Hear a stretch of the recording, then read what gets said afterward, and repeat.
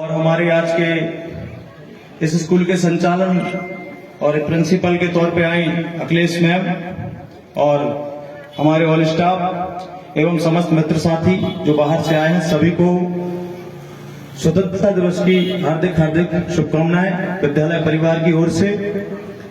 और साथियों, जैसे कि आपको पता है, इस विद्यालय को लगातार 6वीं वर्ष ये चल रही है और 6 वर्ष के लगभग इस विद्यालय को ओपन हो चुके हैं।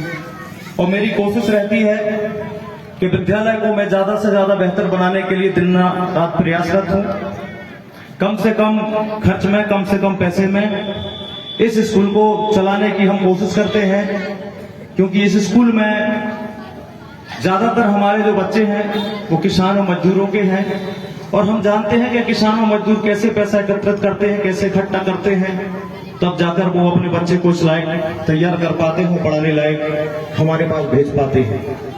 इसलिए हम मेहनत कश लोग हैं और गरीबों के दुख दर्द को जानते हैं। इसीलिए इस विद्यालय को कम खर्च में हमने ओपन किया और निरंतर 6 वर्ष के लगभग अभी चल रहे हैं। 5 वर्ष पूर्ण हो चुके हैं। तो मेरी और भी आगे की कोशिश रहेगी कि इस विद्यालय परिवार को सींचने के लिए और नन्हे मुन्ने इन गरीब परिवारों के बच्चों को पढ़ाने के लिए मैं दिन रात प्रयासरत रहूंगा और मुझसे जितना भी बनेगा इस विद्यालय के लिए मैं निरंतर काम करता रहूंगा। साथियों, ये मेरी कामना है आज के दिन, 15 अगस्त के दिन, क्योंकि आज ही के दिन हमारा देश स्वतंत्र हुआ था अंग्रेजों की गुलामी से, जो कि 250 वर्ष तक इस देश में अंग्रेजों ने राज किया।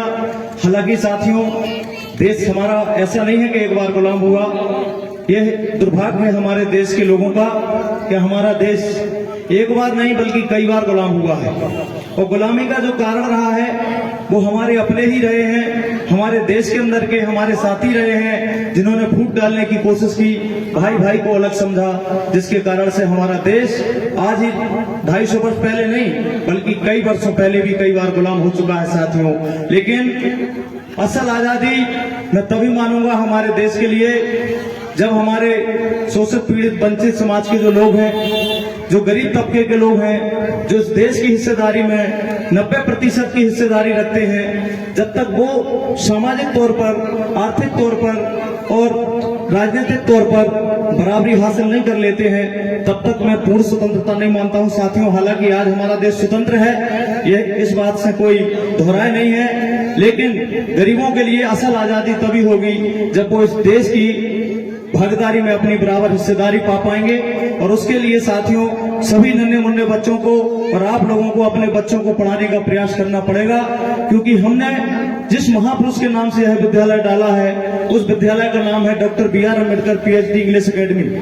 कुछ लोग कहते हैं कि PhD क्यों लगाया है, कई बोलते हैं कि क्या PhD आपके यहाँ पर होती है। तो मैंने उन लोगों के लिए मेरा जवाब है, PhD एक विद्वान की डिग्री है जो डॉक्टर बाबा साहब अम्बेडकर ने उस समय पर की थी, जब पूरे देश के अंदर बड़े बड़े विद्वान अपने आप को बहुत बड़ा विद्वान समझते थे, लेकिन उनके पास ये डिग्री नहीं थी। और ये शिक्षा के लिए मैंने इस डिग्री को इसलिए यूज किया है ताकि आने वाले हमारे इस बच्चों के भविष्य के लिए एक उदाहरण बने कि परम पूज्य बाबा साहब अम्बेडकर ने उस समय पर जब देश गुलाम था और दोहरी गुलामी जब बाबा साहब अम्बेडकर झेला करते थे, उस समय पर इतनी बड़ी डिग्री करके बाबा साहब अम्बेडकर ने साबित कर दिया था कि कोई जन्म से, कोई पेट से कोई भी विद्वान नहीं बनता है, विद्वान बनता है सिर्फ गुणों से। और इस देश के अंदर सिर्फ गुणों की पूजा होती है।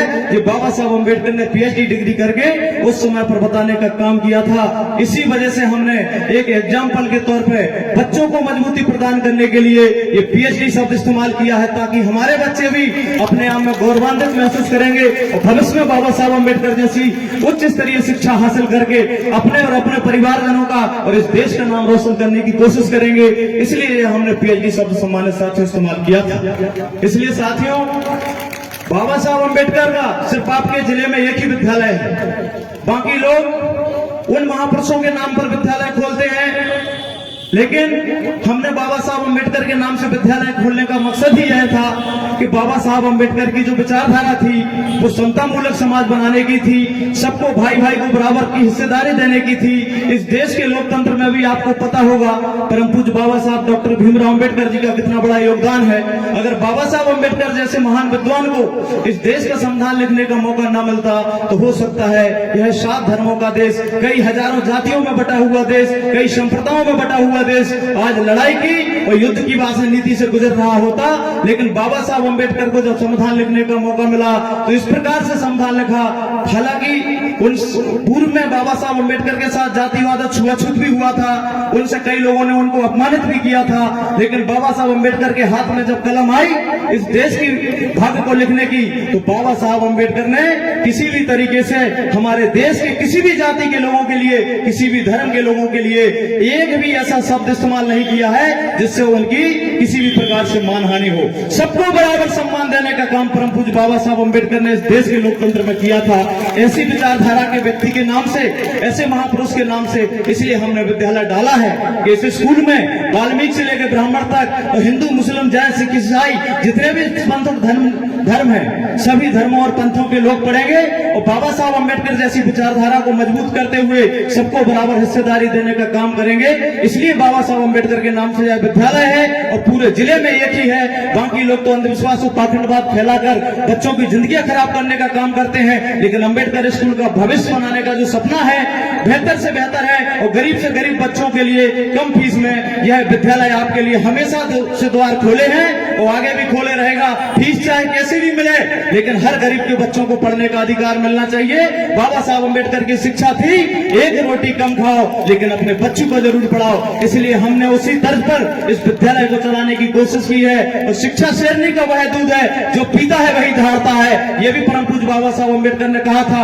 आज जो आप लोगों के सामने हम बोल रहे हैं ये ताकत हमें बाबा साहब अम्बेडकर के सिंबल की ताकत से मिली है। उन्होंने जो हमें ज्ञान दिया उसकी बदौलत से मिली है, वरना इस देश के अंदर दलित, पिछड़े, आदिवासियों की जो दशा थी वो किसी से छुपी नहीं है। लेकिन धन्य है बाबा साहब अम्बेडकर कि लाखों करोड़ों लोगों को आज बराबरी के पायदान पर खड़ा होकर इस लायक और बोलने लायक बनाने वाले ऐसे महापुरुष को मैं आज स्वतंत्रता दिवस के उपलक्ष्य में कोटि कोटि वंदन अभिनंदन करते हुए अपनी बात को खत्म करूंगा। आज के कार्यक्रम को सम्मानित साथियों हम प्रारंभ करेंगे। सभी साथियों का बहुत बहुत धन्यवाद। जय भीम, जय हिंद, जय भारत साथियों।